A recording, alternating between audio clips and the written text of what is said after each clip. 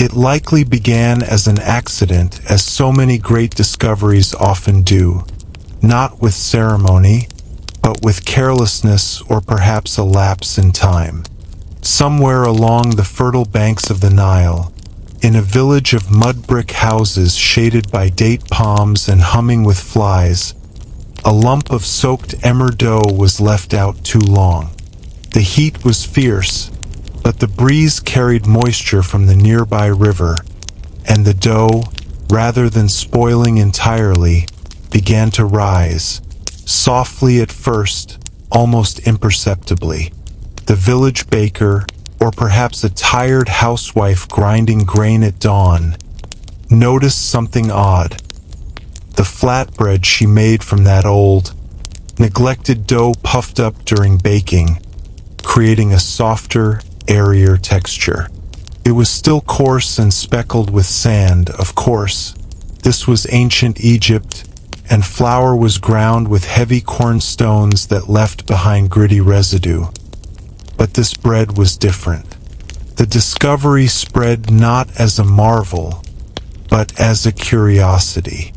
In a land where consistency was valued, where the rhythms of the Nile, the cycles of planting and harvest, the rituals of the gods all required precision, this spontaneous rising dough must have seemed both unsettling and oddly appealing. It made bread feel more alive. Bakers began saving bits of the risen dough to add to new batches. Without knowing it, they were cultivating wild yeast, learning the earliest forms of fermentation by feel, by sight, by smell. There were no measurements, no thermometers, no scientific controls, just intuition and repetition. This was the birth of leavened bread, long before anyone understood microbes, and it quietly reshaped Egyptian society from the bottom crust up. With this new method, baking became a more complex task, and bread itself became more than just a filler between sunup and sundown. It became political. In large-scale bakery operations attached to temples, granaries, and the estates of the elite, fermentation was managed in bulk. Women, often slaves or workers paid in food, squatted beside sun-hardened clay mixing bowls, folding and kneading with thick, practiced hands. They passed on knowledge orally, how to sense a good rise by the smell alone, how the season and the flood cycle affected fermentation speed, how not to kill the yeast by adding salt too early. In Thebes and Memphis, scribes recorded offerings of thousands of loaves, round, oval, crescent-shaped, meant for the gods but likely redistributed among the temple staff and the priesthood. These loaves were shaped with metal molds, decorated with lines and impressions, and offered alongside beer brewed from the same fermented mash. In the town of Deir el-Medina, home to the artisans who carved the royal tombs, bread was both wage and sustenance. Workers were allotted daily rations: emmer grain, onions, dried fish, and most importantly, beer bread. That bread often doubled as currency. Workers would trade extra loaves for favors or materials. They carried it wrapped in linen, shaped like ducks or cattle, stamped with seals of origin. All of this, at its core, relied on the invisible miracle of yeast, living, thriving, uncontrolled but deeply dependable. Even when plagues came, when harvests failed and temples closed, fermentation endured. It was flexible. You could store the starter in a pot, feed it scraps, revive it days later. In a world governed by the unpredictable flood of the Nile, such a reliable transformation, dough into bread, was almost sacred. And so, fermentation became not just a kitchen trick, but a symbol of order coaxed from chaos. It mirrored the way the Nile transformed dry land into green life. It was practical, spiritual, and quietly magical. Some tombs depict the process in their art. Women grinding grain, shaping loaves, placing them into domed clay ovens heated with smoldering dung. In some reliefs, gods are shown receiving bread, implying a divine endorsement of this humble craft. Pharaohs ate leavened bread, but so did farmers and masons, scribes and fishermen. Unlike papyrus scrolls or gold amulets, bread did not last in tombs, but impressions of its presence remain. Carbonized crusts, bread molds, traces of emmer wheat in sealed jars. And yeast, though invisible, left the most lasting mark. It altered Egypt's nutrition, its labor systems, its economy. It helped create a surplus that allowed others to specialize, to become priests, artisans, officials. It was boring history, yes, but it was foundational. The smell of rising dough each morning was the scent of civilization itself. And even though no one in ancient Egypt knew what yeast really was, they understood that something mysterious lived in the dough, something that made it swell and bubble and taste alive. In a world where most change came slowly, here was a daily miracle. Flour and water left overnight, rising with the sun. Long before the pyramids reached the clouds and long after the floods of the Nile pulled back, the sound of grinding stones echoed through the villages of ancient Egypt.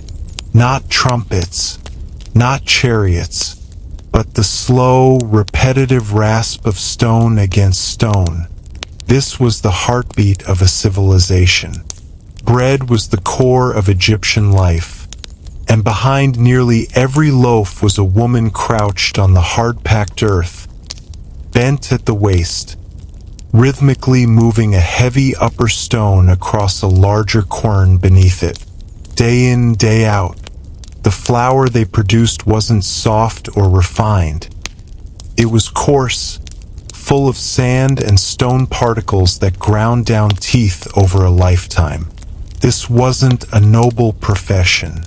It wasn't grand. It was exhausting, and yet it was essential.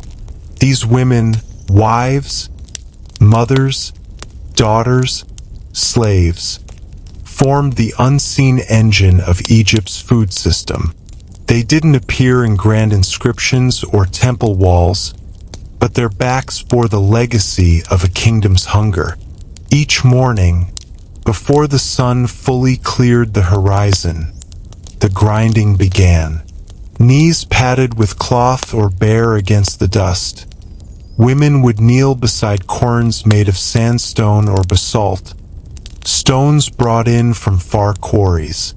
Grain storage jars would be pried open, and the air would fill with the musty, earthy smell of ancient emmer wheat. Stones were greased with water or oil, sometimes dusted with flour to prevent sticking. Over hours, emmer was reduced from rough grain to something more usable, though never smooth. The residue from stone grinding made its way into the dough, into the bread, into the people. Mummies from even middle-class tombs show advanced dental wear, teeth sanded down from years of chewing stone-laced loaves. The work was grueling and endless, passed down from mother to daughter like a family curse. Still, there was method in the monotony. The grinding itself was almost meditative, with a steady rhythm that matched the tempo of life along the Nile. Some women sang, others remained silent, focused. In larger households or temple kitchens, groups of women worked side by side, forming small grinding teams that shared stories, gossip, and quiet companionship. Children played nearby or helped fetch water. It was here, in the dusty corners of courtyards, that the real daily labor of Egypt unfolded, not in battles, but in back-breaking repetition. These women were part of a vast, gendered economy, unwritten, unrecorded, but absolutely essential. They worked not for gold, not for glory, but to feed others. For the laborers at Giza, for the priests of Karnak, for the families in sun-drenched villages far from the pharaoh's gaze. Their flour was turned into dough, shaped and baked in dome-shaped ovens or open fires, and consumed within hours. Nothing was wasted. Even the sweepings from the grinding floor might be added to animal feed. There were no weekends, no breaks. Grinding was a daily necessity, not a chore. Women whose names we will never know spent decades in the same motion. Arms hardened, spines curved, palms calloused. And yet, the act connected them to each other and to the very system of life that kept Egypt standing. In a society obsessed with cosmic order, Ma'at, it was fitting that this most repetitive and mundane of labors held the world together. When the scribes tallied grain in the great storehouses, they didn't record the women who turned it into sustenance. When the kings offered loaves to the gods, they didn't mention the hands that ground and kneaded the dough. But without those women, even the greatest dynasties would have faltered.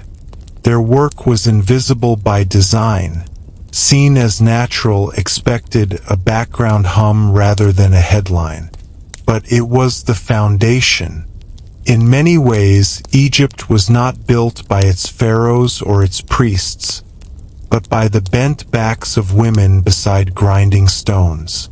Tomb excavations have unearthed hundreds of hand querns, their surfaces worn smooth by years of use, sometimes found alongside tiny clay figurines of women kneeling with grinding tools, a rare acknowledgement of their labor in funerary models. It's a strange kind of immortality. Not name, not fame, but the wear left on stone. And so every bite of bread in ancient Egypt carried with it the trace of someone's labor. Someone who woke before the sun, who knelt in the dust, who ground and ground and ground until her arms ached and her work was done. Not for praise, not for glory, just because someone had to do it. That is where history lives, not always in scrolls, but in silence, in labor, in the sound of stone on stone before dawn. In the harsh and sun-bleached villages of ancient Egypt, where everything from thought to architecture bowed to the rhythms of the Nile, the production of flour was not just about grinding grain. It was about survival in a world where sand found its way into everything. It blew in with the desert wind, crept into granaries, filled the gaps between roof beams, and settled over kneeling shoulders like a second skin. Every step of bread making, grinding, sieving, sifting, was a small battle against the dust. After the grain had been pounded down with saddle querns, the next step was sifting. But there were no modern filters or mills. Instead, women crouched over large woven trays made from palm fiber, shaking and tossing the flour gently, letting the finer particles fall through while the coarser bits stayed behind. The motion was slow, repetitive, deliberate, and always clouded in a pale haze. Eyes watered, noses clogged. Inhaling flour dust wasn't just unpleasant, it was dangerous. Over time, it scarred lungs, irritated the eyes, and created chronic health problems. Yet no one wrote about this discomfort. There were no scrolls detailing the breathing troubles of mill women. No hymns to the sifter's patience. Just work. Always work. The goal was simple. Remove as much grit and chaff as possible. But in a world where most flour was still full of mineral debris from grinding stones, perfection was a myth. Even in the kitchens of temples and noble households, the best sifting only made the bread slightly less abrasive. Still, they tried. They sifted in shaded corners, often while kneeling or sitting on rush mats, sometimes working by lamplight or early morning sun, sometimes whispering to children nearby or singing old songs to break the monotony. The flour that made it through was collected in wide pottery bowls, delicate in texture compared to the raw output, but still coarse by modern standards. And yet, this flour fed an empire. Even the sand tasted like order. The sieves themselves were basic, handmade tools. Some were fine reed mesh, others stiff linen stretched over clay rims, and all were imperfect. They had to be cleaned regularly, but cleaning meant exposure to more dust. Women covered their heads with cloth, squinted through slits in fabric, tried to minimize the sting in their eyes as they worked. The dust clung to eyelashes, settled into the creases of fingers. If a breeze passed through the courtyard, the entire process had to pause, else the flour would scatter. So they waited. They learned to read the wind by the way it curled through doorways. In those long pauses, they didn't complain. This was how things had always been. Even young girls learned early how to move the sieve in a soft rhythmic arc that mimicked waves, how to tilt the tray at just the right angle, how to shake and then still, letting the good flour drop gently into a waiting bowl. It was more than technique. It was survival. Sand in bread wasn't just a nuisance. It could ruin the day's labor, cause injury, damage teeth, even provoke illness if consumed in large amounts. So sifting became sacred in its own way, an act of discipline and attentiveness. The hands that sifted weren't honored in murals, but they touched nearly every life. In times of famine, when even poor quality grain was scarce, sifting became even more meticulous. People prayed over sieves, whispered to the dust, and hoped the flour beneath was enough to make a single loaf. The modern eye would overlook the beauty in this monotony, the grace in hands moving through dust, the control in each sifted motion, the silence broken only by the tap of grain on clay. But in that repetition lived the structure of Egyptian life. The gods were honored with loaves made from sifted flour.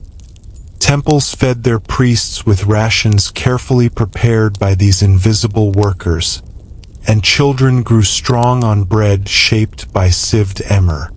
Even in the tomb of Rekhmire, where artists painted scenes of workers making bread for the afterlife, the sieve is present, simple, curved, and unremarkable, but always there. And that's the truth of it. It was always there, in the corners of houses, in the courtyards behind bakeries, in the hands of women who would never be named, never be carved into stone, but who carried out a daily ritual of refinement, not of gold, but of grain. It's easy to admire pyramids, easy to marvel at mummies, but civilization is built on finer things, on sieves and dust, on flour sifted slowly in the stillness of a desert morning. So the next time you think of ancient Egypt, Don't just picture a pharaoh on a golden throne. Picture someone else. A woman in the shade, her arms moving in slow rhythm, lifting, shaking, pausing, sifting her way through the grit of history. Every year, with the steady patience of a god, the Nile would rise and retreat, leaving behind more than just water.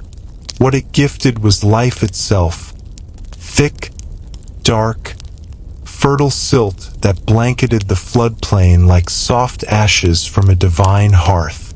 It was not gold that fed ancient Egypt. It was mud, and not just any mud. This was nutrient-rich alluvium brought down from the highlands, filled with minerals, organic matter, and the raw material needed to transform sand-choked land into endless fields of emmer wheat and barley. The annual inundation, called Ake, was not just a natural event. It was the very spine of Egyptian civilization.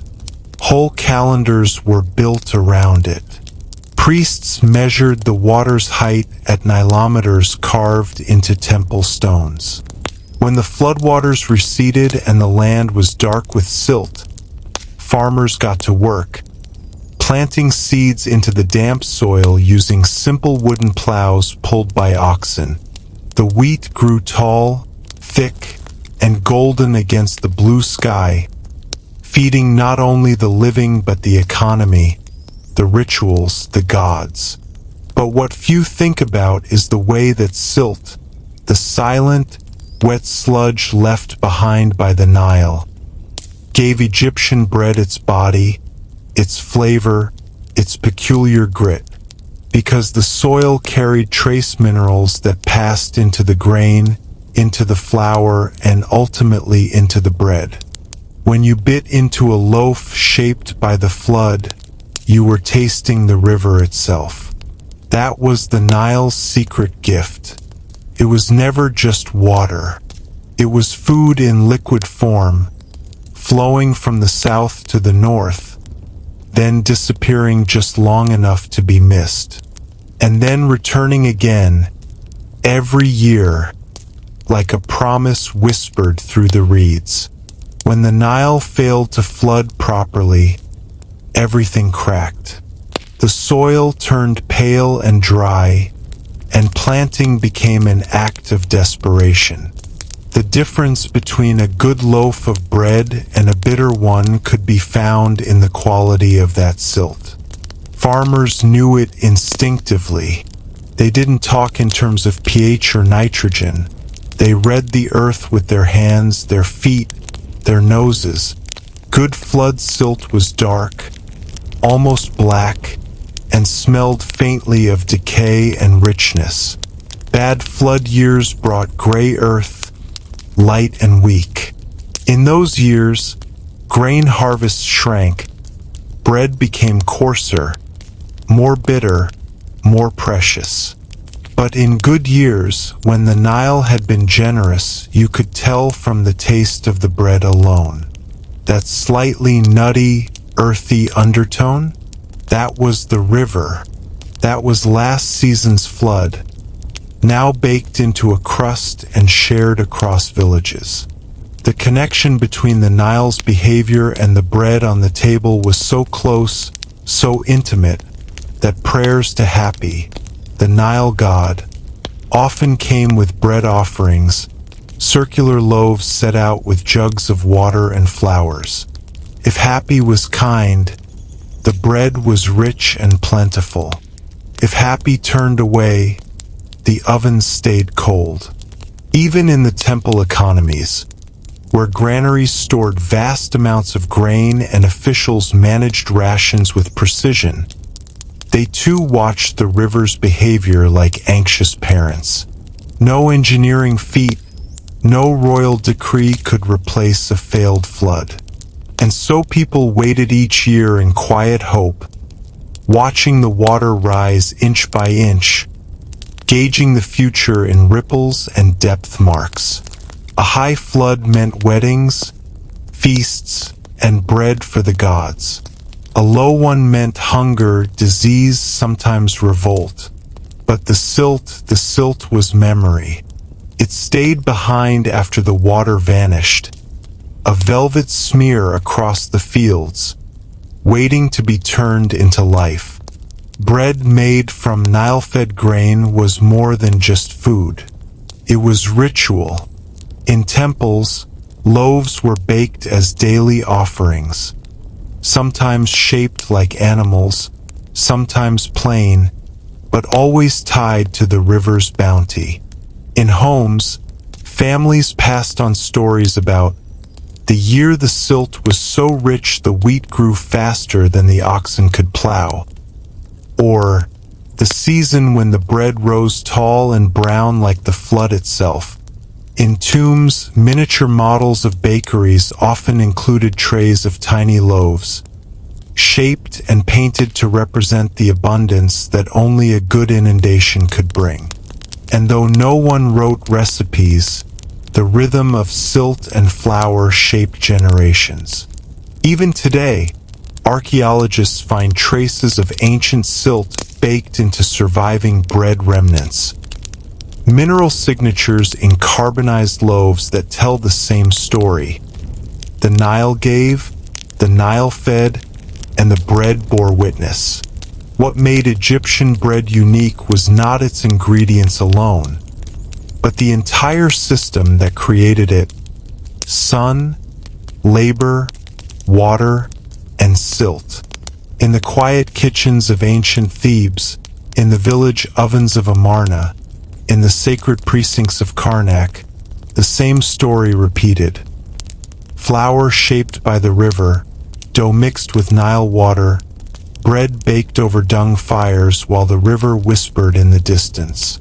So yes, Egyptian bread tasted like the Nile because it was the Nile. And though the river has long since shifted and the loaves are now crumbled into dust, the story remains. When the Nile rose, so did the bread, and when the silt settled, the kingdom ate. Deep in the cliffs of western Thebes, just beyond the edge of cultivated land and into the sharp bones of the desert, there lay a village like no other in ancient Egypt. Deir el-Medina, a place built not for farmers or merchants, but for artisans, stone carvers, painters, and laborers charged with constructing the eternal homes of the pharaohs in the Valley of the Kings. But even among those whose hands shaped tombs, whose chisels carved the divine stories of Osiris and Ra, there was another group often overlooked: the bakers of the afterlife. In a world where the dead required nourishment to journey into the next world, the role of the tomb baker became strangely sacred. It was here that bread was made not just for the living, but for the dead. Each day, as the sun rose over the craggy ridge, smoke curled from the small mud brick ovens of Deir el-Medina, carrying with it the warm scent of baking emmer. The bread would be shaped carefully, some round, others molded into animals, some stamped with seals or sacred symbols, and it would be placed into offering tables, burial chambers, or painted into the walls of tombs as eternal representations of sustenance. Tomb bakers worked not only with dough, but with ideology. They were part cooks, part priests, part sculptors of eternity. And yet, their lives were ordinary, dusty, and full of repetition. In the dry courtyard shadows, they kneaded dough with water from stone jars, covered their loaves with linen to rest, and fed the fires with dried reeds or dung. Every loaf they baked was both temporary and permanent, meant to spoil in days, yet made for forever. They were not isolated in their purpose. The artisans of Deir el-Medina lived within a closed society, paid directly by the state, supported by grain rations and beer, and separated from the larger world by geography and by trust. Their secrets, the exact layouts of royal tombs, the timing of burials, the names of the dead were not for the public. And so, the bread they made for funerary rites had a weight beyond hunger. In one sense, it was a daily duty like any other. In another, it was a form of communication with the divine. When the workers entered the tombs, setting small bread offerings on slabs near false doors or under painted banquet scenes, they were enacting a kind of magic, feeding someone who would never eat again. But to the Egyptians, this wasn't odd. It was essential. The dead needed food. Their spirits, known as Ka, required offerings to be sustained in the afterlife. And bread, made from the grain of the Nile, baked by mortal hands, served with solemn intention, was the most basic and beloved of gifts. Some tombs included miniature clay ovens, sculpted figures of women baking, and written lists of the types of bread to be offered each day after death. Loaves shaped like ducks, turtles, cattle, or crescent moons, some charred, some perfect. Each one a quiet assurance that the afterlife would not be barren. What's remarkable is how this quiet labor persists through time. Archaeologists have found ancient loaves in tombs, carbonized, yes, but still clearly bread, shaped by hands nearly 3,000 years ago. They bear the marks of finger presses, the curve of palm-shaped kneading, the indentation of seals. In tomb wall paintings, bakers are often shown near great piles of grain or beside bubbling vats of beer, reinforcing the connection between earthly toil and eternal reward. And still, those bakers remain nameless. We know the names of tomb painters and draftsmen, Sennacherib, Peshidu, Kabeknet, but the bakers? Their identities were less preserved, as if their work was not theirs but belonged to the dead. Their loaves were not signed. Their recipes were not written down. And yet, without them, the carefully designed tombs would be incomplete. You can carve the face of a god, but without bread, the god cannot be fed. You can paint a table of offerings, but without knowing the feel of dough, the image rings hollow. So the tomb bakers worked in silence, in heat, with cracked hands and flour-choked nostrils. They baked for kings who would never speak their names, and for gods who never needed to eat, but who were fed anyway, out of tradition, out of belief, out of the slow, boring rituals that held eternity together. And in that baking, in that quiet rising of loaves destined never to be eaten, we glimpse the soul of a civilization, a belief not just in gods or kings, but in continuity. That bread, even bread turned to ash in a tomb, was enough to carry the spirit forward. That a crust, shaped by sun and river and labor, could last forever. And so they baked, and the kingdom endured. In ancient Egypt, the same grain, humble, golden emmer wheat or sometimes barley, stood at a crossroads each morning, facing a quiet decision that shaped the very foundation of Egyptian life. Would it become bread, or would it become beer? It was not a dramatic question. There was no fanfare, but this daily fork in the agricultural road defined labor, ritual, and even the structure of the Egyptian economy. The raw grain looked identical whether bound for the oven or the vat. It arrived in wide-mouthed baskets from the threshing floors, carried by laborers whose backs were slick with sweat and river dust. Once home or delivered to temple kitchens, the grain was cleaned, soaked, dried, or ground, but always with a choice ahead. Bread, the more solid and immediate form of sustenance, fed the living with texture and weight. Beer, meanwhile, was both drink and nourishment, a thick, porridge-like brew that sustained workers through long days in the sun and provided hydration in a land where water could be unpredictable or unsafe. And so the grain waited, silent and inert, until human hands made their choice. In households, this decision was driven by need. What did the family lack that day? Was it bread for eating or beer for energy?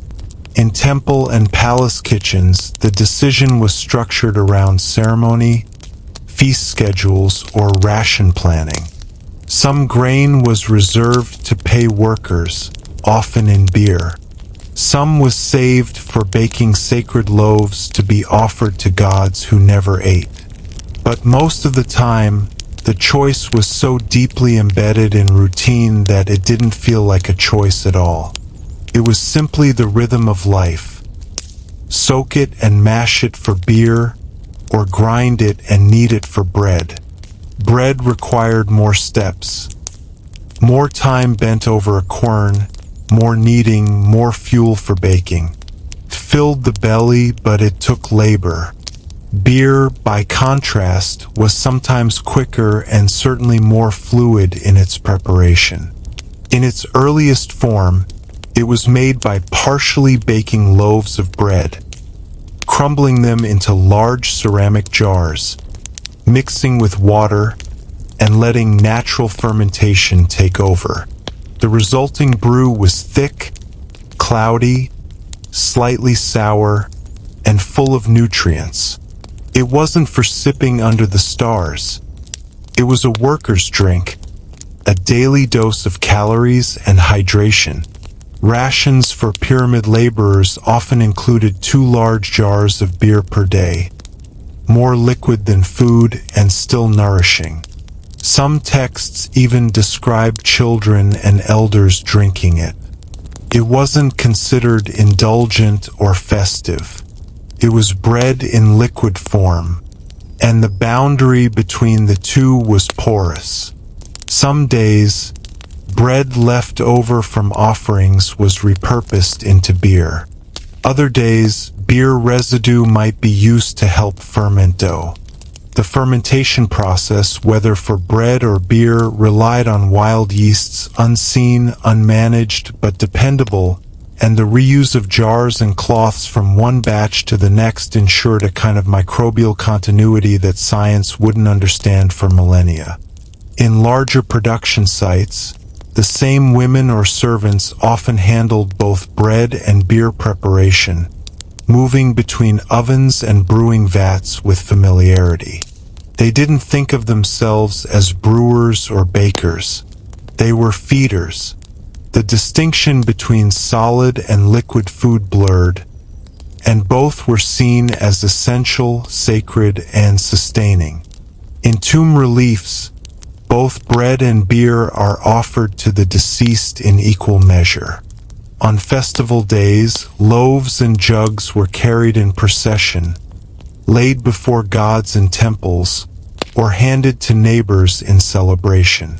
Even in legal and administrative texts, taxes and wages are often recorded in terms of loaves and beer jars, units of survival and stability. But what's most striking is how little fuss the Egyptians made over this central decision. They did not treat the bread versus beer choice as a dilemma. It was simply how grain became life.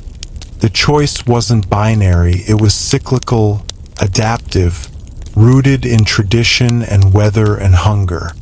A family might grind grain for bread in the morning, then use the leftovers to brew beer by evening.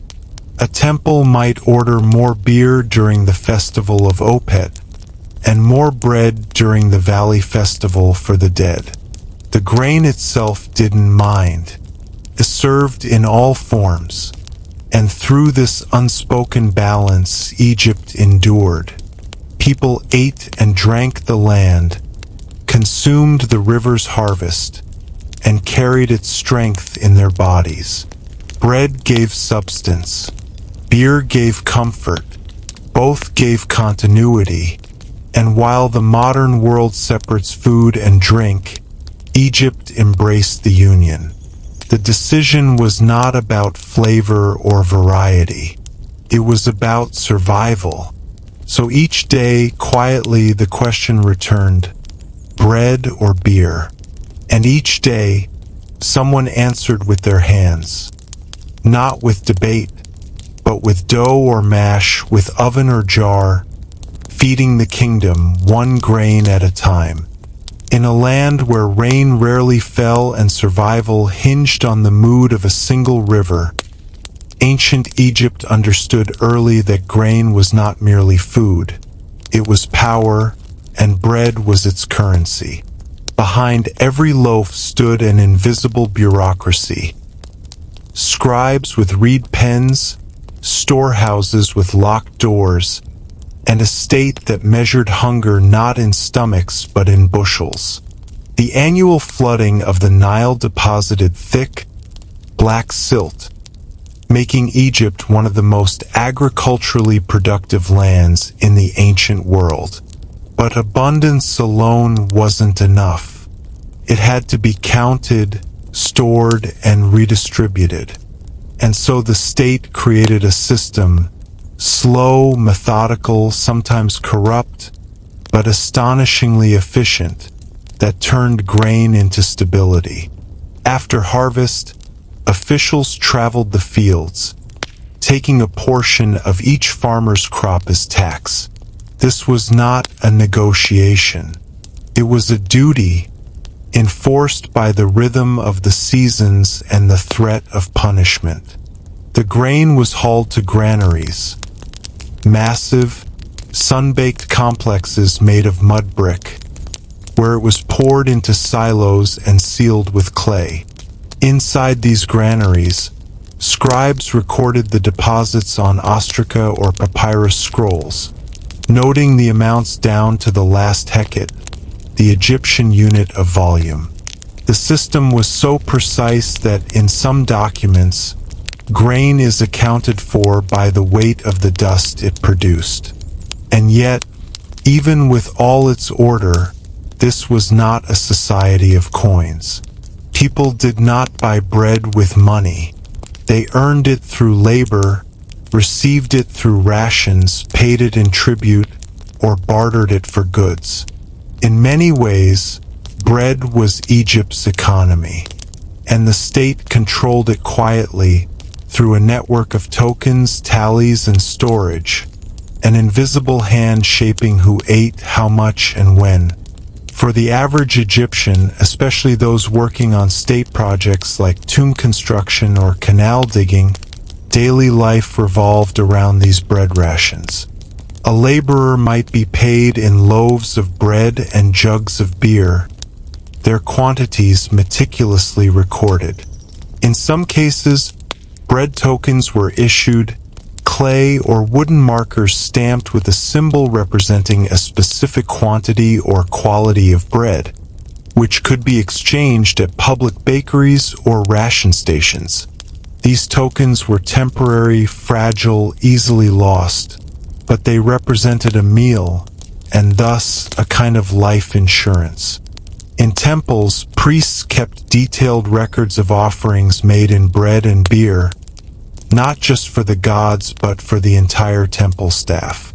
These offerings, once placed before the statues, were often redistributed and consumed by the living, a sacred economy where divine leftovers fed mortal needs.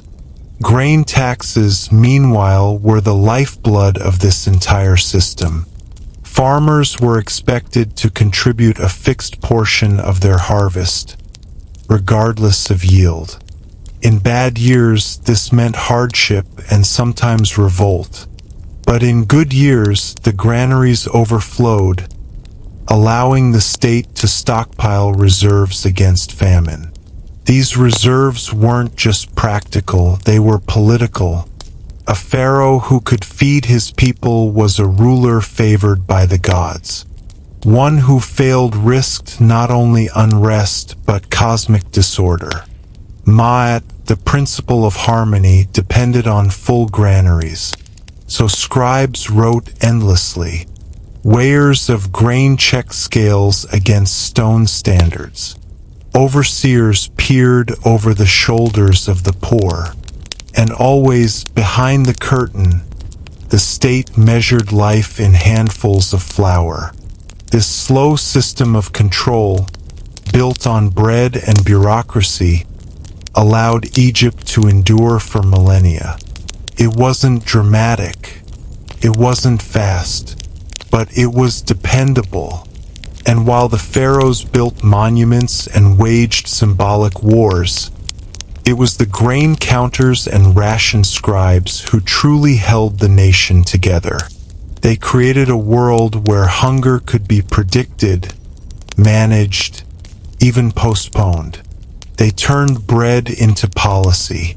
Even today, in surviving records like the Wilbur Papyrus or tomb inscriptions at Saqqara, we see their quiet hands at work. So-and-so received 3 loaves and 2 jugs. A man's labor worth half a hecat.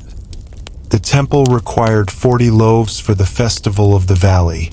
These aren't thrilling entries, but they're real. They tell us how people lived, not just what they believed or how they died, but how they ate, how they waited in line, how they counted crusts. The bread tokens may be gone, the granaries collapsed, but the memory of that soft control, gentle, dusty, persistent, remains. In a world ruled by gods and sandstorms, the Egyptian state didn't just survive by force. It survived by feeding its people, quietly, regularly, loaf by loaf. In the heat-soaked villages and temple courtyards of ancient Egypt, where every loaf of bread depended not just on grain and water but on fire tamed without metal stoves or modern ovens, baking became an act of balance. The Egyptians had no thermostats, no timers, no precision instruments. Only clay, fire, instinct, and patience. Their baking methods, born from the land itself, were designed to keep the fire close but the disaster far. In a world where the Nile was sacred and resources were measured in handfuls, there was no room for recklessness. Most bread was not baked in closed ovens as we know them today. Instead, it was cooked on open hearths, inside dome-shaped clay ovens called taboons, or against the hot surfaces of ceramic pots and flat stones heated by sun and flame. These ovens, primitive by design, but ingenious in practice, were built from Nile mud mixed with straw and ash, dried in the sun, and reinforced with repeated use. They were often shaped like beehives, low to the ground, with a small mouth to feed the fire and a top or inner surface where the dough would be pressed. Fuel was scarce and precious. Instead of wood, which was rare in many parts of Egypt, bakers used dried animal dung, straw, and reeds gathered from the banks of the river. The fire burned low and steady, and timing was everything. Too hot, and the bread would blacken in seconds. Too cool, and the dough would toughen and remain raw inside. There were no second chances.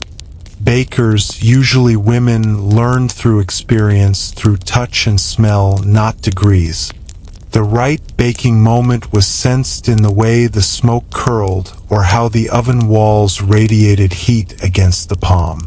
They didn't burn the Nile. They baked beside it. The process was as labor-intensive as it was humble.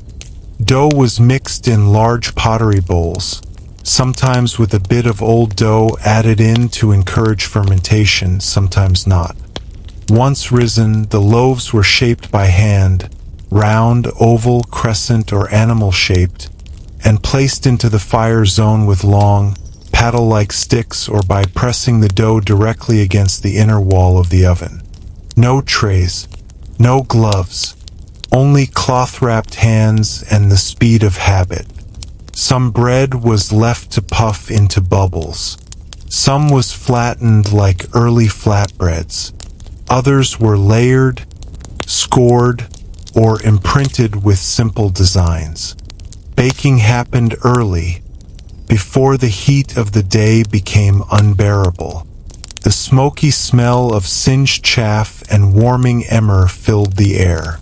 In larger baking operations, such as those attached to temples or granaries, the process became almost industrial. Multiple ovens lined up in courtyards, smoke rising in soft columns, children and workers moving with practiced steps. But even in these organized centers, the core skill remained the same: control without control. No switches, no gas, just fire, clay, dough, and time. And when the bread was done, when the crust had turned golden or just slightly charred, it was pulled out, cooled on woven mats, and sometimes wrapped in linen if it was to be offered to the gods or the dead. For ordinary families, it was consumed almost immediately. Stale bread was rare. There was rarely enough to go stale. What didn't feed the family might be traded for oil, salt, or labor. Bread was survival, and baking it without ruining it was the quiet miracle repeated every day in the dust. Despite their rudimentary tools, the Egyptians mastered this method so well that some of their loaves survive even today, carbonized, yes, but unmistakably bread. Archaeologists have found them in tombs, storage jars, and temple ruins. Their shapes still visible, some even bearing fingerprints or flour scoring from the hands that pressed them. The bread did not rise from fancy ovens or advanced metallurgy. It rose from heat, clay, and care. And that's the lesson, quietly resting beneath the soot of history. Sophisticated tools were never the foundation. Awareness was. Observation was. The bread didn't need precision, just patience. It didn't require control, only relationship. With fire, with wind, with the earth itself. And so each morning, before the villages stirred and before the markets opened, someone squatted by a simple clay dome, fed it with scraps of dung, watched the smoke with narrowed eyes and waited. Not rushing, not guessing, just waiting for the right moment when heat met dough and the world, if only briefly, smelled like bread. In the still hush of the Egyptian temple, before the sun rose, before the first footstep echoed off cool stone floors, the priests began their quiet rituals. The gods of Egypt, though carved in granite and wrapped in incense smoke, were not passive idols. They required care. They required food. And among all the offerings laid before them, perfumed oils, lotus flowers, roasted meats, fine linen, it was bread that appeared every single day without fail. Not a feast, but a presence. Bread was not a symbol. It was a necessity, as expected by the gods as the sunrise itself. And so the temple bakers and priests rose in the blue pre-dawn, washed with sacred water, and began the daily labor of making bread not for men, but for divinities. It was a strangely intimate task. These loaves would not be eaten in the ordinary sense. No one expected a statue to bite, but they were offered in full sincerity, carried into the sanctuaries with bowed heads and spoken prayers. Some were small, shaped into perfect forms with stamped impressions. Others were flat, wide loaves scored into grids. All were made with purpose. In the great temples, Karnak, Luxor, Abydos, this was a massive operation, repeated every day of the year. Dozens of priests and temple workers were assigned to nothing but the baking, blessing, and placement of bread. The loaves were laid before the gods in offering chambers, lined up carefully on stone altars, their heat still lingering in the sacred silence. And though they would later be removed and redistributed among temple staff, for that brief ritual moment, the gods were fed and cosmic order, Ma'at, was preserved. This daily nourishment wasn't just devotion. It was cosmic maintenance. The Egyptians believed that the universe itself was held together by ritual, by the steady, boring, necessary acts that honored the gods and kept chaos at bay. Bread was part of that machinery. Just as a farmer sowed grain and a woman ground flour, so too did the gods expect their share. Offerings were not arbitrary. They were scheduled, catalogued, and written into temple records with astonishing precision. At Karnak, lists survive detailing the number and type of loaves required for each deity, down to the occasion and hour. Some gods received circular loaves. Others required crescent shapes or small molded cakes mixed with honey or dates. The sun god Ra was honored at sunrise with warm bread. Osiris, lord of the dead, received loaves shaped like the Jed pillar, symbolizing stability. The gods of the Nile were given boat-shaped loaves, sometimes placed in reed trays or decorated with poppy seeds. Even local gods in provincial temples had specific preferences, passed down by priestly tradition. None of this bread was casually prepared. It was baked in dedicated temple ovens, sometimes built within the sacred precincts, other times nearby in support buildings. The bakers were trained not just in technique but in ritual purity, bathing before work, wearing linen garments, and reciting sacred words as they kneaded the dough. The act of baking became a kind of prayer in itself. And all of it, all the hours of labor, heat, smoke, and repetition, led to a few solemn moments when the bread passed from mortal hands into divine space, not to be eaten but to be accepted. And yet, despite the grandeur of the ritual, most of this bread did not vanish. After the offering was complete, the loaves were removed, sometimes still warm, and distributed to the priests and workers. In this way, divine leftovers sustained human lives. It was a strange loop of devotion and dependence, people feeding gods who, in return, fed people. And in doing so, the community stayed in balance. This redistribution was not shameful or secret. It was expected. Sacred bread was never wasted. Even the crumbs were swept carefully, either fed to birds or returned to the earth. The gods had taken their portion in spirit, and what remained still carried the weight of that encounter. In smaller village shrines, the ritual was simpler but no less sincere. A farmer might place a single loaf on a home altar beside a candle and a carved figurine.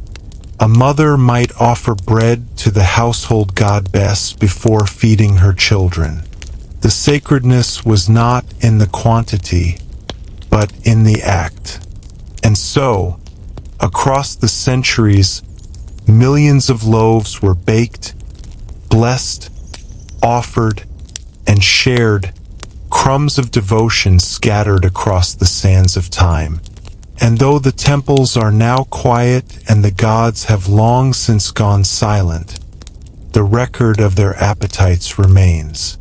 On tomb walls, papyrus scrolls, and sunken altars, the marks of daily bread linger, a reminder that even divinity was fed by human hands. And in feeding the gods, the Egyptians found purpose, not through glory or grandeur, but through the steady, repetitive grace of rising dough and sacred crumbs. In the ancient kitchens of Egypt, not the temple bakeries or palace ovens, but the narrow hearths tucked behind mud-brick homes, the work of bread-making unfolded with little fanfare and even less recognition.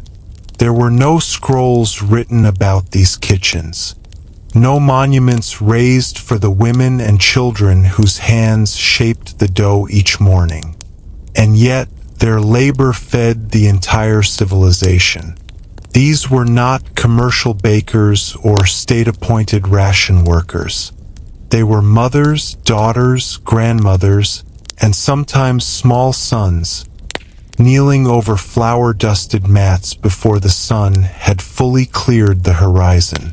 They measured by feel, not by weight. They mixed the dough in silence, pressing it with the heels of their hands, folding and turning with a rhythm older than writing.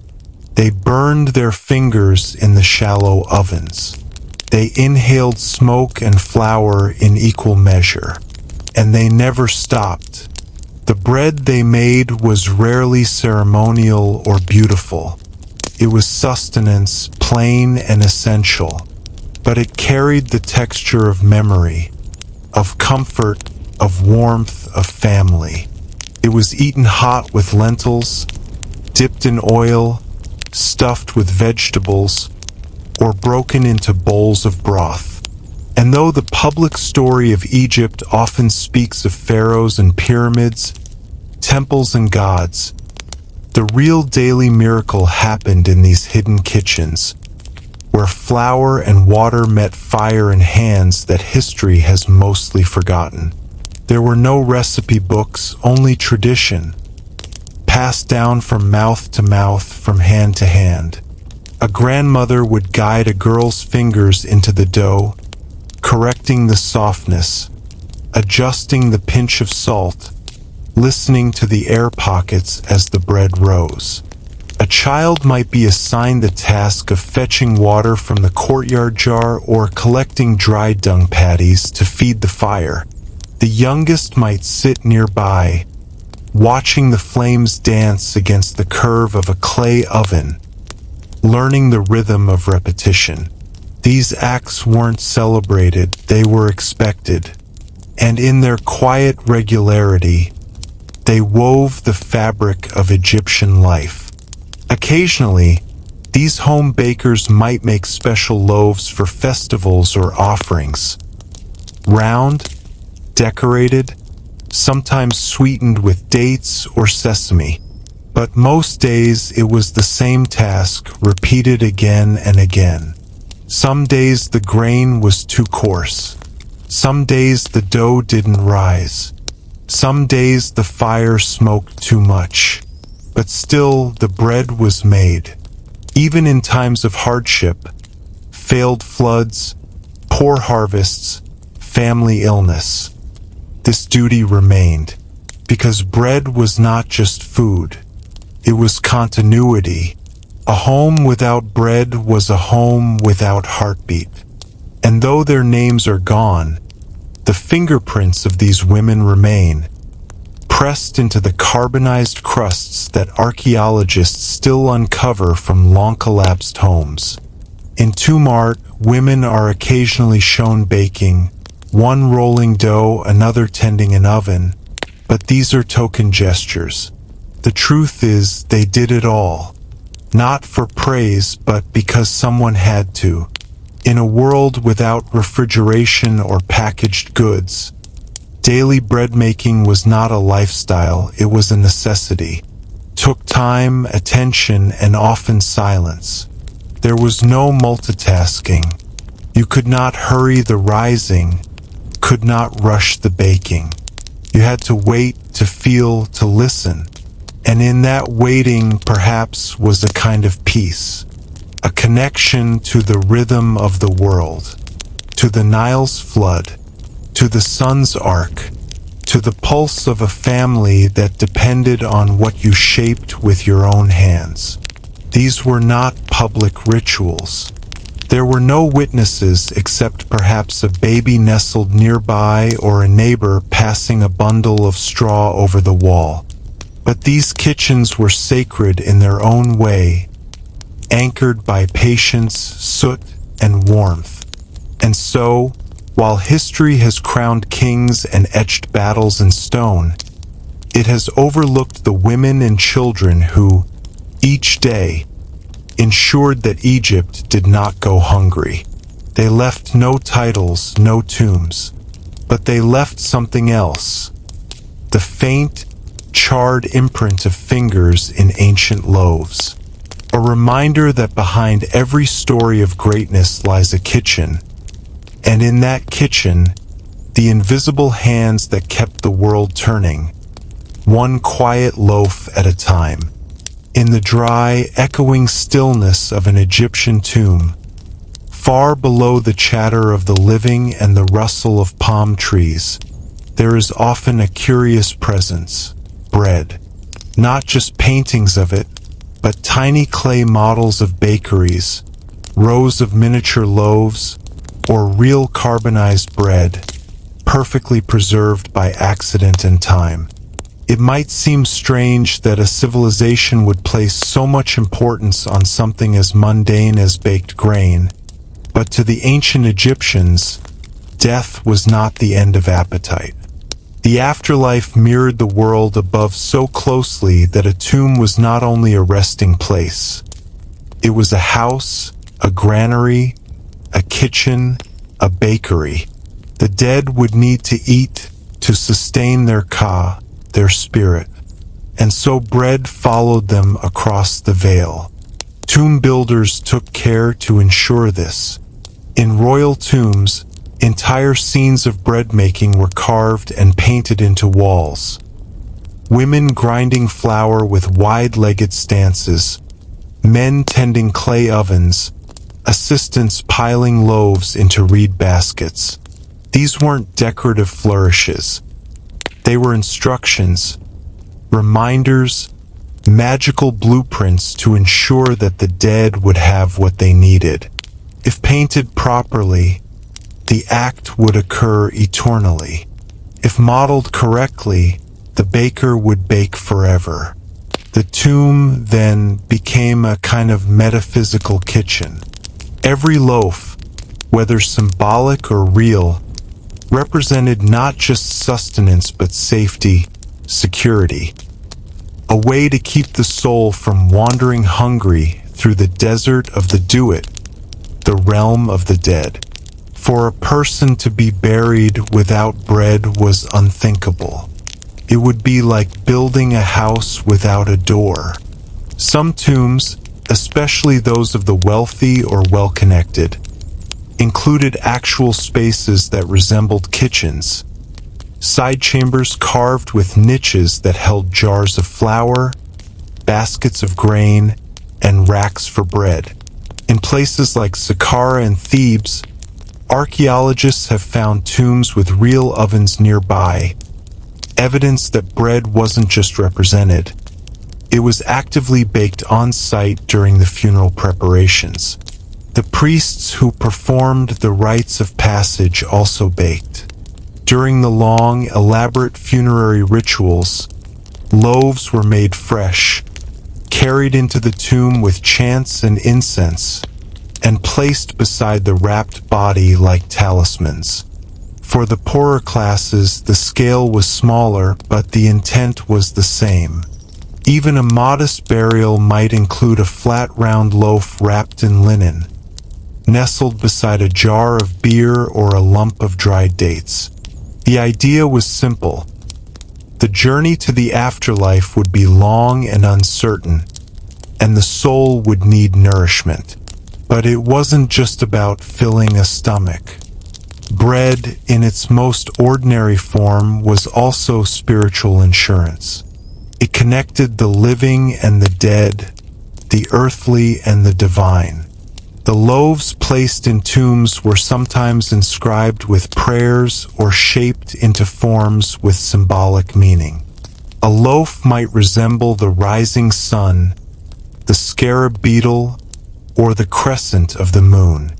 Every shape had a purpose, every offering a direction.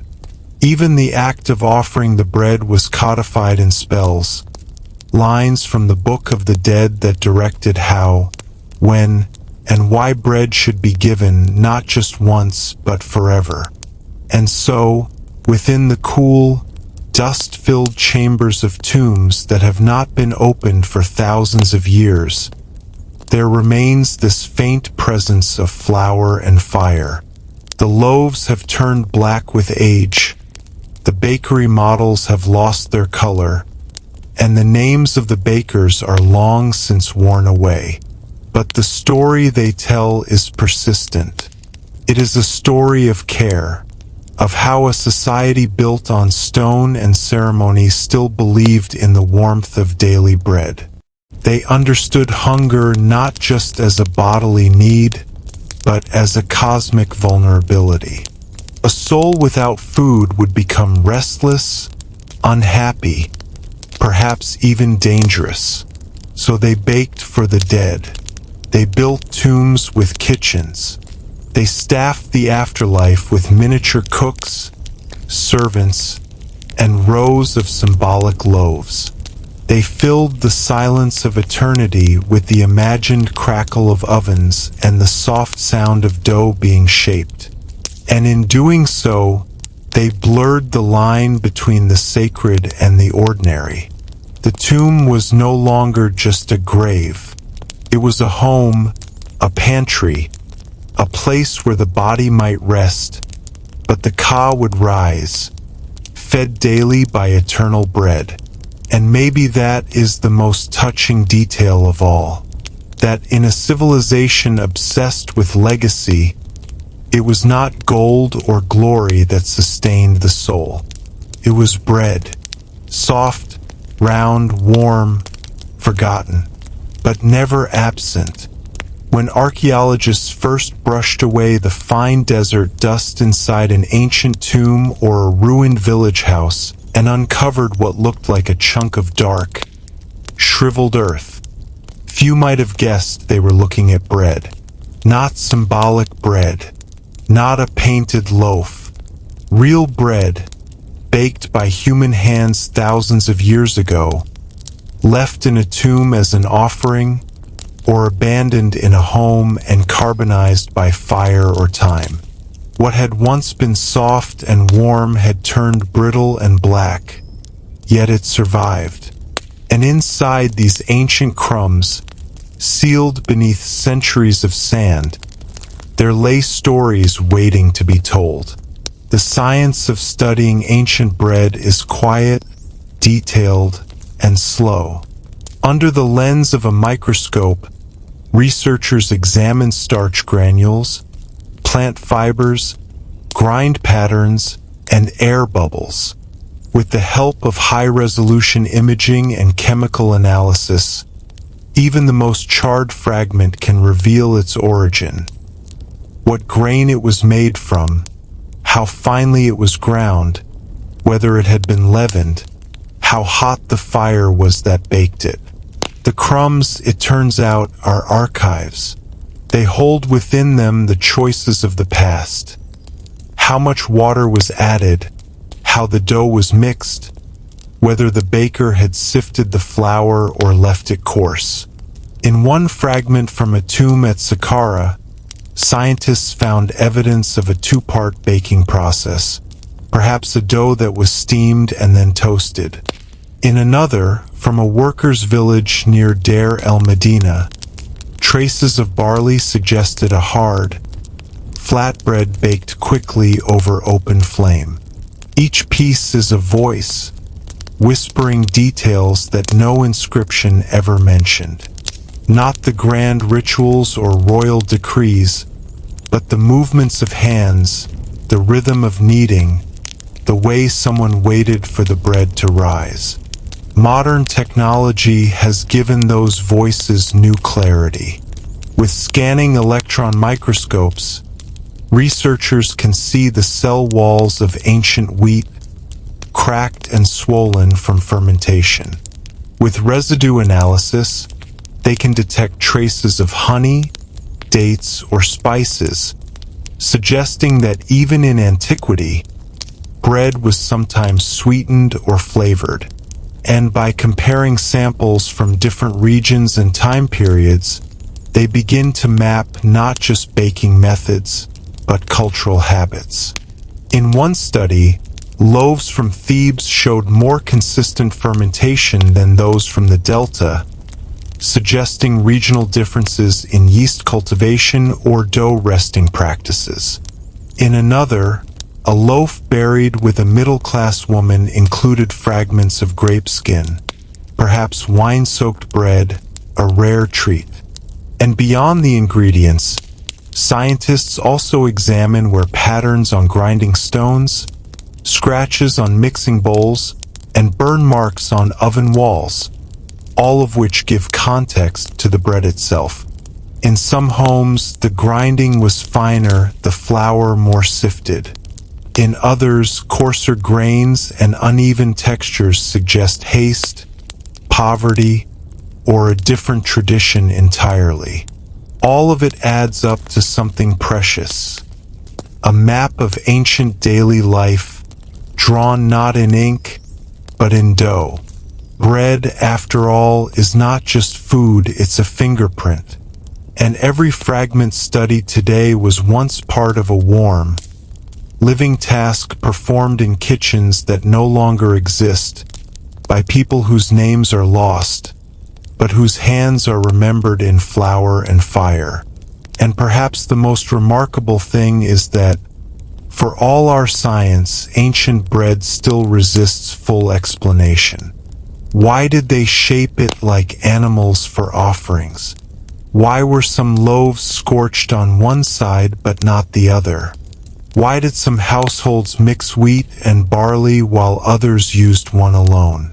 The answers may never be fully known. But in these crumbs, these forgotten, burnt corners of the ancient world, we hear something rare, the quiet echo of ordinary life. A woman rising before dawn to start the dough. A child watching the loaf puff over a hot stone. A man wrapping a cooling round in linen before walking to a tomb. The bread that once fed a kingdom now feeds curiosity. It sits in museum drawers and lab trays, not to be eaten, but to be understood. And in that understanding, a strange kind of intimacy arises. We realize they were like us, measuring, guessing, tasting, adjusting. They too had off days. They too celebrated small successes when the crust cracked just right or the center cooked through. Bread was not ceremonial. It was habitual. It was the heartbeat of a life that needed no headlines. And so, under the microscope, we look not just at food, but at memory made solid. A soft shape hardened by time. A life distilled into starch and ash. And still, the crumbs speak. In a land where even the poorest households pressed grain into dough each morning, the bread of the pharaoh stood apart. Not just in symbolism or ceremony, but in shape, size, texture, and even its purpose.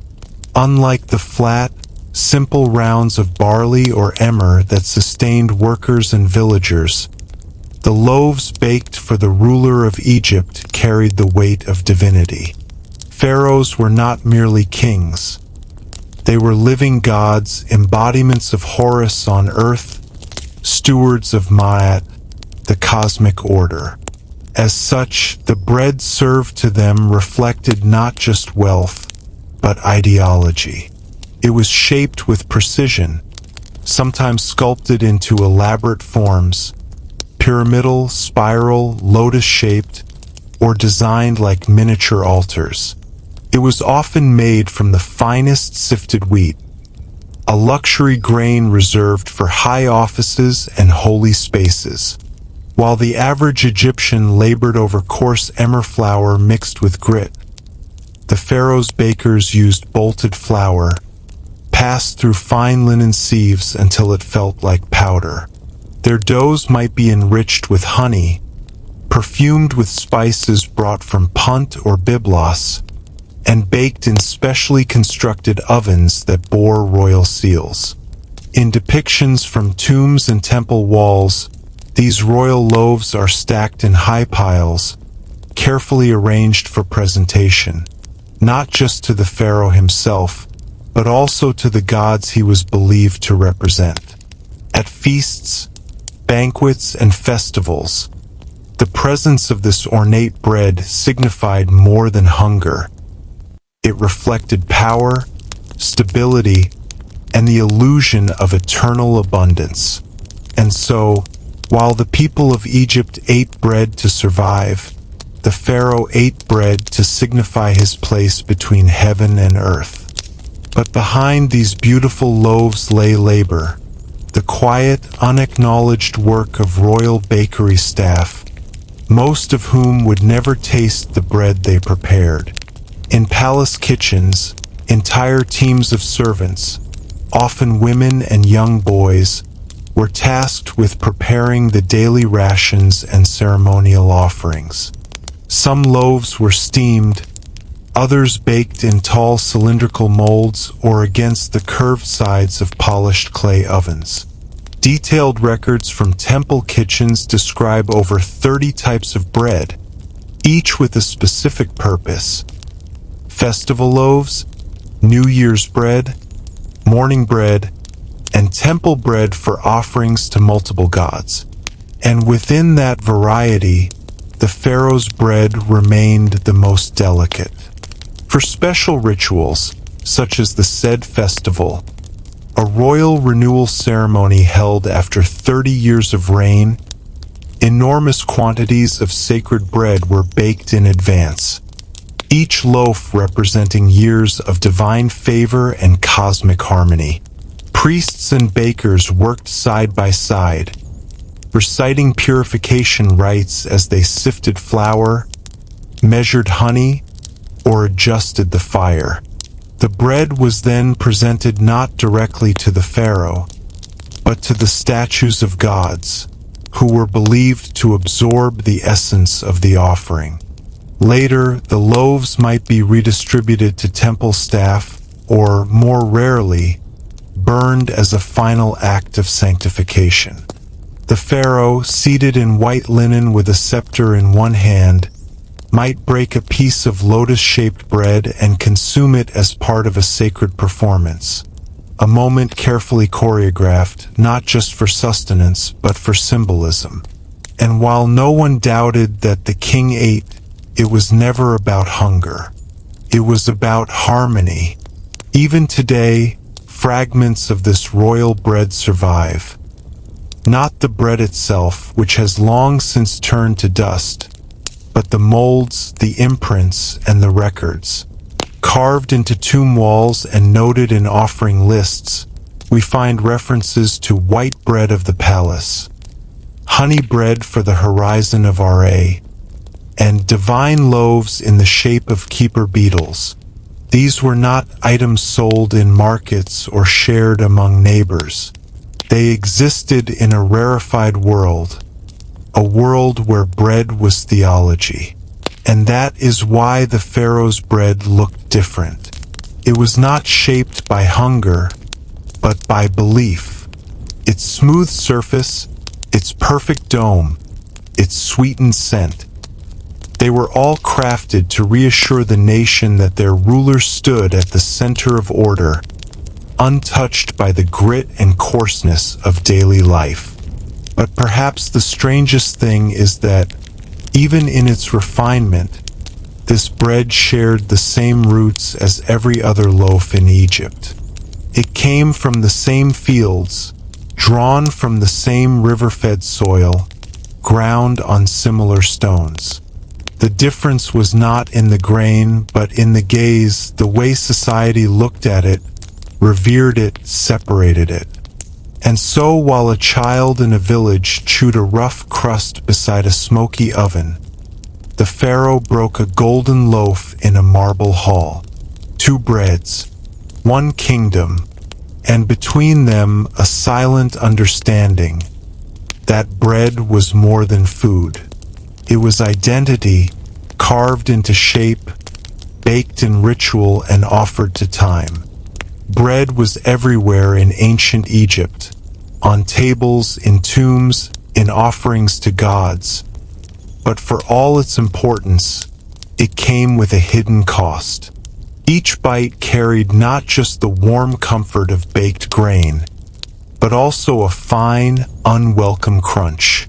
Embedded in the soft interior of the loaf were tiny particles of stone, grit, and sand, unseen, unavoidable, and slowly devastating to the teeth of those who ate it. For centuries, Egyptians suffered in silence as their daily bread wore down their molars, cracked their enamel, and inflamed their gums. Even the mummies, preserved with such care, reveal the damage. When examined by modern scientists, their teeth are often ground nearly flat, some with deep abscesses that must have caused constant pain. The culprit wasn't poor hygiene or sugary food.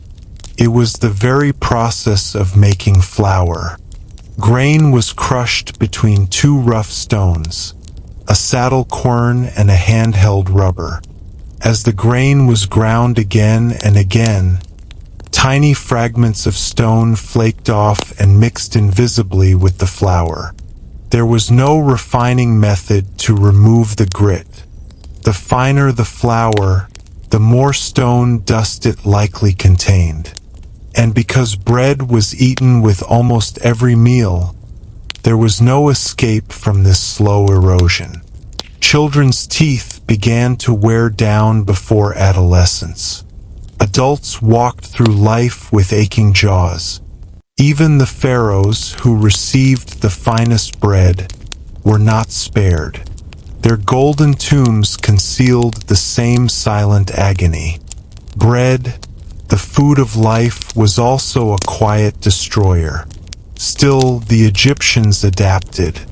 Some households sifted their flour through cloth, though this removed only the largest grit. Others embraced coarser bread, perhaps understanding, intuitively or through experience, that less grinding meant fewer stones. But most simply endured. Bread was too vital to abandon. It formed the basis of worker rations, temple offerings, and trade. Builders of tombs, farmers along the Nile, fishermen returning home. All carried their bread wrapped in linen, dusted with sand, and eaten without complaint.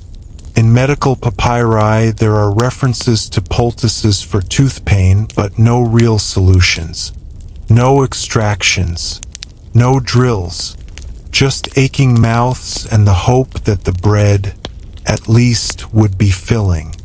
At Deir el-Medina, the village of the tomb builders, skeletal remains show teeth worn to the gums, some with exposed nerves. Yet these same individuals lived into their 40s or 50s, a testament to resilience, but also to the daily cost of survival. Bread was sacred, but not soft. The process of eating it was a kind of slow sacrifice. Grinding stones worn by time, teeth worn by bread. The two eroded together silently. Even the dead carried the damage with them. In the sterile stillness of the Cairo Museum, mummies from every social class lie with mouths frozen in ancient pain. Dentists and archaeologists alike note the distinctive wear patterns, horizontal striations, polished crowns, abscess scars. In some cases, teeth were so worn that the pulp cavity had been exposed during life. And yet, in tomb scenes, bread is still offered with reverence, drawn in perfect lines and stacked in pyramids. It is never shown as gritty or painful, only as nourishing and divine.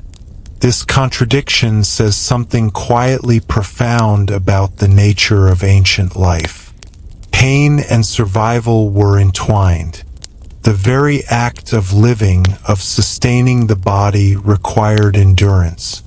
And so, even as bread ground their teeth down to the roots, Egyptians continued to bake, to eat, to offer loaves to their gods, to place them gently in tombs as symbols of life everlasting.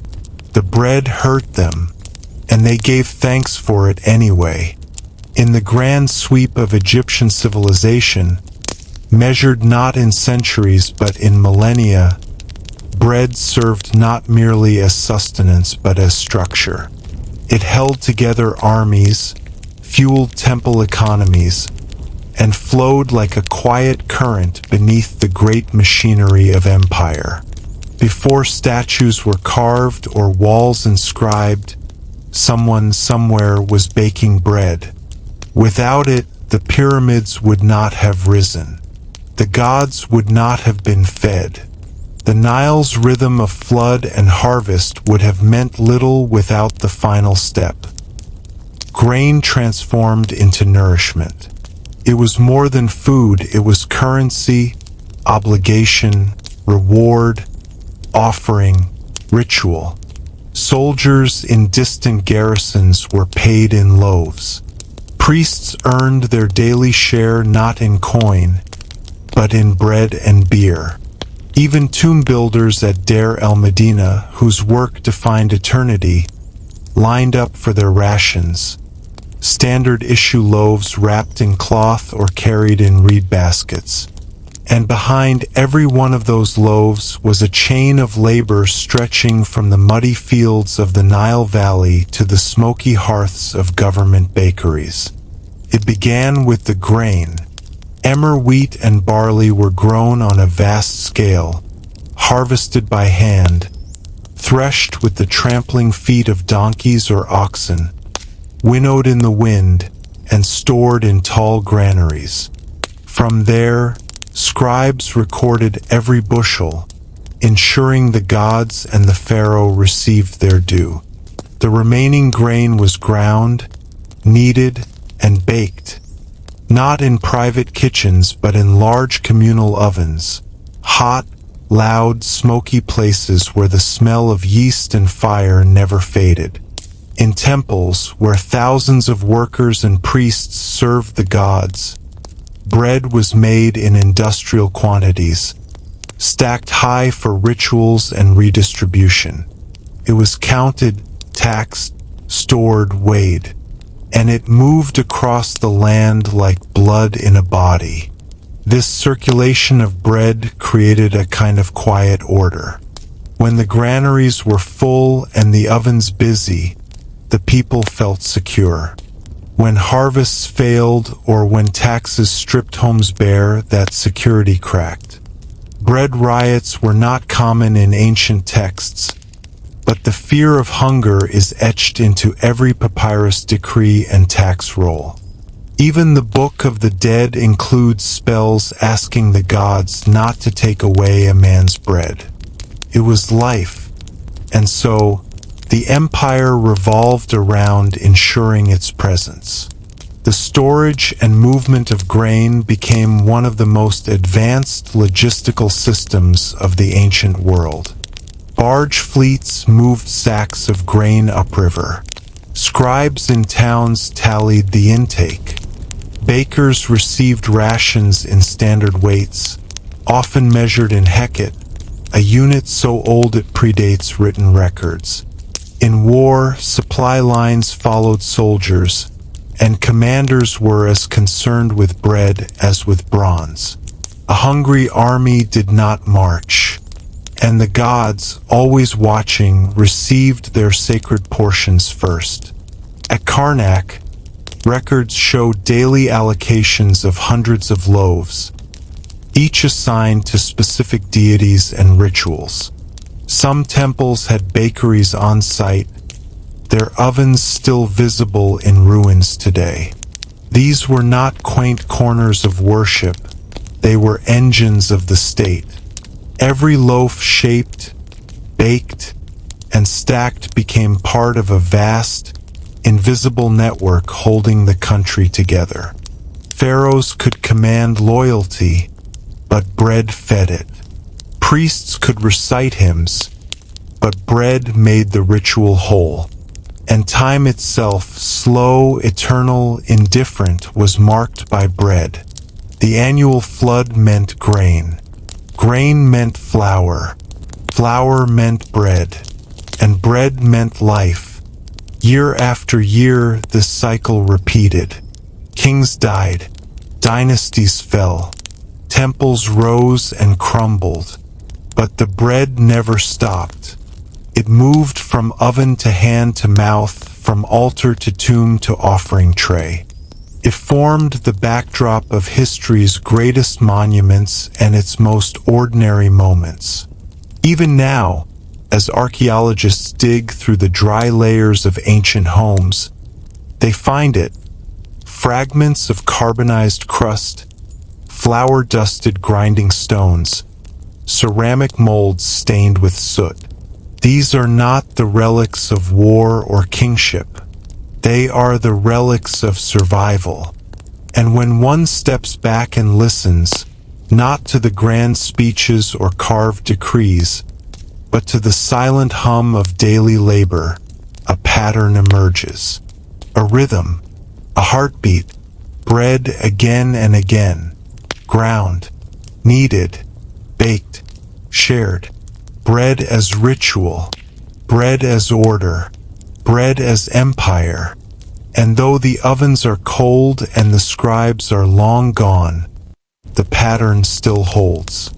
Because even the most enduring civilizations are held together not by gold or glory, but by what their people placed in their hands each morning.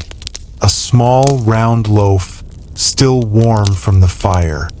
And so, from the grinding stones of humble homes to the ornate ovens of temple courts, bread was more than nourishment in ancient Egypt. It was rhythm, ritual, survival, and subtle glory.